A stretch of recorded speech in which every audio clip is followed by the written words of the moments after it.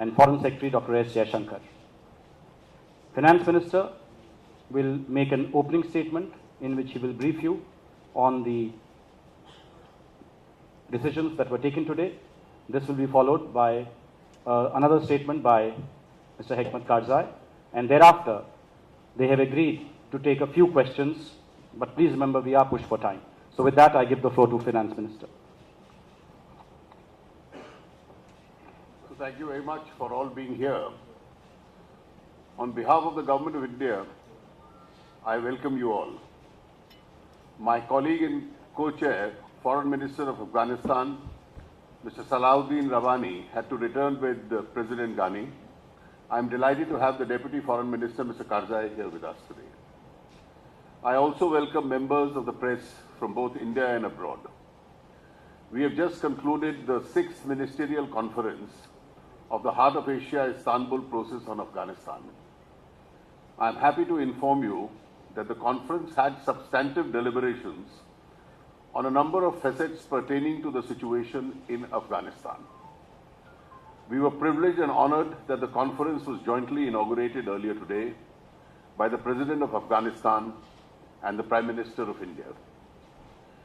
In their respective addresses, both the leaders stressed the imperative of eliminating terrorism and violent extremism for ensuring peace, stability, prosperity, not only in Afghanistan, but also in the entire region. The conference was attended by delegations from practically every participating country, supporting countries, and international organizations, 45 of them in all. The delegations of Afghanistan, India, Iran, Kyrgyz Republic, Pakistan, Turkey, Turkmenistan, and of the European Union were led by their respective ministers. The conference also saw the presence and participation of guest countries Austria, Bulgaria, Latvia, and Uzbekistan. The conference adopted the Amritsar Declaration, which puts focus on the Heart of Asia countries and supporting countries and organizations working together to comprehensively address the menace of terrorism. I trust you have the copies of the declaration or will soon have them. The three big issues of the conference were: 1. Countering terrorism to create stability and security in Afghanistan. 2. Providing Afghanistan connectivity to strengthen economic activities. And 3. Development which is essential for the progress of Afghanistan. The declaration recognizes terrorism as the biggest threat to peace and stability and demands immediate end to all forms of terrorism and all support financing safe havens and sanctuaries to it. For the first time, a Heart of Asia declaration expressed concern at the violence caused in Afghanistan and the region by terrorist groups like Al-Qaeda, Daesh, Lashkar-e-Toiba, and Jaish-e-Mohammed, etc. Apart from calling for concerted international cooperation in this end, the declaration also calls for early finalization of the draft Comprehensive Convention on International Terrorism and early meeting of experts to discuss a draft regional counter-terrorism framework strategy recently prepared by Afghanistan for its early finalization. The discussions and the declarations reiterated the strong support from the Heart of Asia countries for Afghanistan's effort to use its geographic location to enhance wider regional economic cooperation. Specific initiatives in this regard, including the India-Iran-Afghanistan trilateral agreement on developing Chabahar, were acknowledged. On India's part, we were also engaged bilaterally with Afghanistan to upgrade our connectivity linkages with the aim of making Afghanistan, in the words of Prime Minister Shri Narendra Modi, a geography of peace. During the conference, various delegations expressed appreciation for the constructive role that India had been playing in supporting Afghanistan and its people in the past decade and a half. You would also have noticed that the choice of Amritsar as the venue of the conference was a deliberate one intended to highlight the immense potential for regional connectivity and the benefits it can bring to landlocked Afghanistan, provided concerned countries show the required sincerity and political determination. During the deliberations, the delegations welcomed the offer of the Republic of Azerbaijan to host the next ministerial conference of the Heart of Asia Istanbul process as co-chair in 2017. Over the last 2 days, when the large majority of participants in the conference were in Amritsar, we had the privilege of arranging visits for them for some places of historical and spiritual significance in the city, such as the Golden Temple and the Jallianwala Bagh.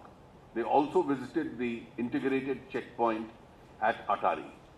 Before concluding, I would like to extend my sincere gratitude to the Government of Punjab and the people of Amritsar for their wholehearted support over the last 2 days for a successful conduct of the conference. It has been a privilege for India to co-chair the Heart of Asia Istanbul process in 2016. As we pass on the baton, we look upon the year with satisfaction. We believe that we have contributed in a significant way to the process through the initiatives we took and the activities we organized for the betterment of Afghanistan. The Amritsar Declaration also refocused attention to certain core requirements of Afghanistan embodied in the Declaration's theme, addressing challenges, achieving prosperity. I would now like to request if the Deputy Foreign Minister of Afghanistan, Mr. Karzai, would like to make his remarks. Thank you.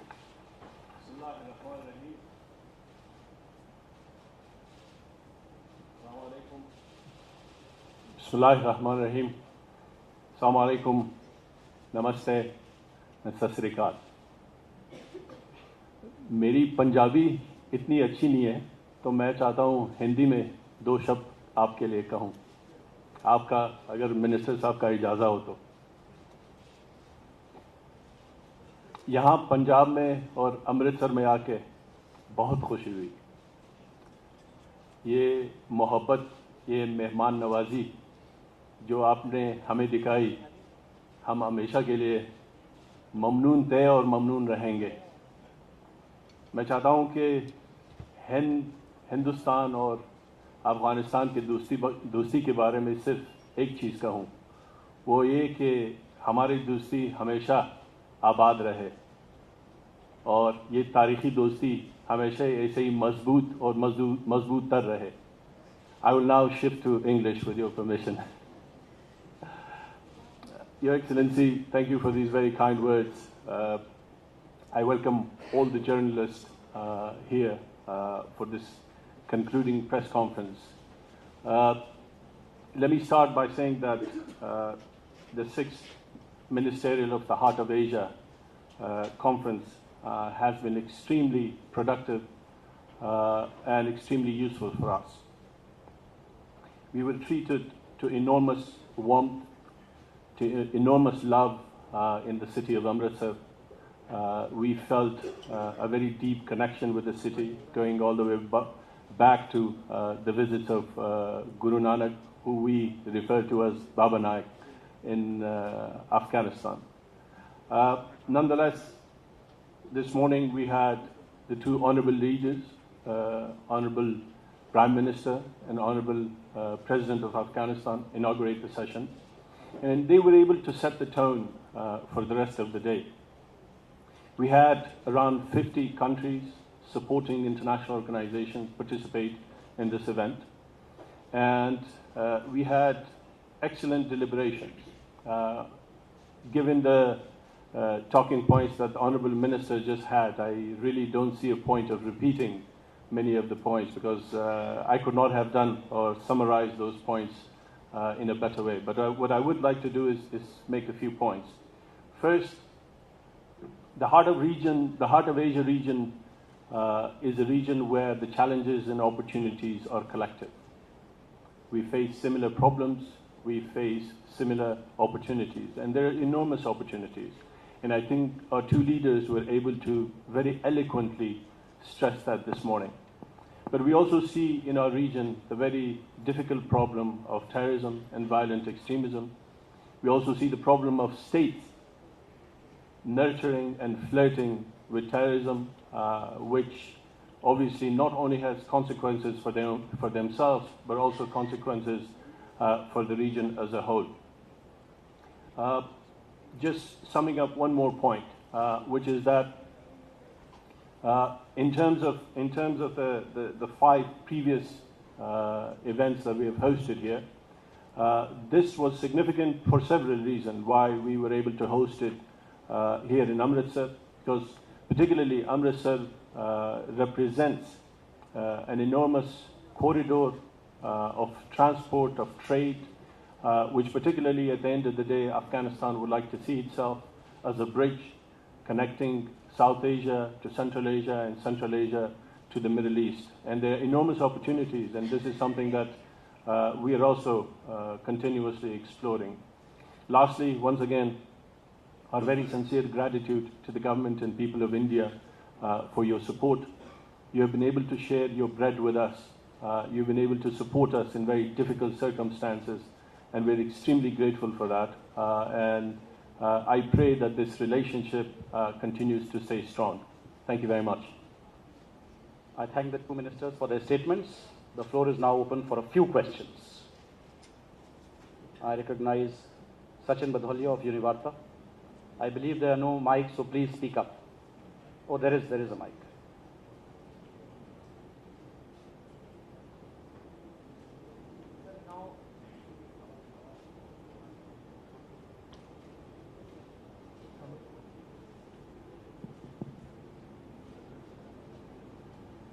Sir, now Amritsar Declaration has been adopted. Sir, how much time was devoted to terrorism and what was the general sentiment? Well, all the 45 participating delegations have made statements. And as I indicated in my opening comments, that terrorism was really at the core of the discussion, because as the Honourable Minister has also pointed out, it's a region which has been adversely impacted by terrorism, and therefore the tone was set by the Honourable President of Afghanistan and the Prime Minister of India, where terrorism was the centre stage issue. And therefore, as a part of the presentations made by various countries, besides development of Afghanistan, besides improvement on connectivity, terrorism was at the very core. Next, Manish Jha, India TV. Sir, Afghanistan has a connectivity issue. What is India doing about it, and what are your expectations from India in this regard? Well, I'll just make a comment and then request the Honourable Minister. In our presentations on behalf of India that were made, particularly the one I read out, and the Honourable Prime Minister's statement, there is of course a detailed reference to the port connectivity, and that's a project which is underway. Besides that, connecting Afghanistan to the port, India is quite open about the possibility of both a road and a rail link. Additionally, an air link, particularly for high value supplies, is also under discussion. The President of Afghanistan did make a reference to it in his opening speech. Would you like to add? Yes, just very briefly. As I earlier mentioned, Afghanistan sees itself as a land bridge connecting different regions. And particularly with India, I think we have particularly so much to offer. If you look at trade and commerce, this is one of the areas that we have been very vocal about. We would like to make sure that Afghan goods all the way Afghan goods make it all the way to Wagah and Atari. Quite unfortunately, we've been facing problems getting our goods, whether it's dry fruits or whether it's different goods. We've been having difficulties, so we would like to make sure that we're able to send them all the way from Afghanistan here. But there are difficulties, and we want to make sure that politically we are able to deal with these challenges. At the same time, we also want to make sure that Afghanistan, and particularly the region of Central Asia, is quite rich with resources, minerals. I think if you look at the energy infrastructure that is now being developed, particularly if you look at TAPI, which is the Turkmenistan, Afghanistan, Pakistan, Indian gas pipeline, that is something that is now progressing. But there are a lot of other projects that we would like to make sure that we are able to exploit and excavate, particularly the minerals that Afghanistan has on many of these areas. So we want to make sure that either through Jarbahar, that was referred to, or through various different links that we are able to connect with each other. I'm afraid we have time for just one more question. I recognize Elizabeth Roche.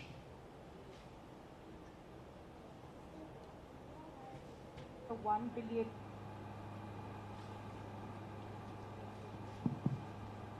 Sir, India has extended an additional $1 billion of assistance to Afghanistan. This was in September. Have any projects been identified as to how this $1 billion is going to be utilized? Any specific projects identified? Well, we have been supporting, and one of the key areas is going to be infrastructure in Afghanistan. Also, as a part of this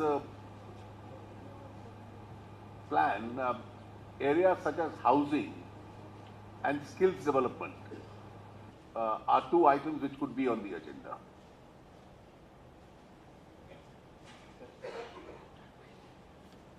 The additional $1 billion that has been very graciously will be provided by India.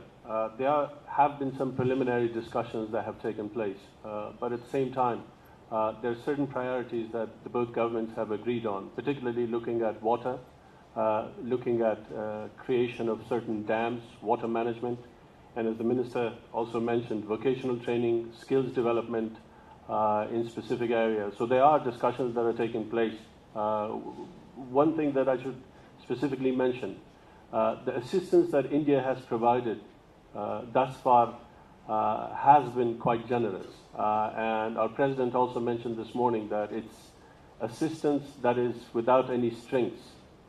There are no political consequences or elements, policy ramification that is attached to that. So for that, I think we are grateful. I'm afraid Please, this is a press conference on the Heart of Asia Istanbul process. We have just had 3 questions pertaining to that. I will answer those questions at my regular press conference. I think the ministers have to go now. This press conference comes to a close.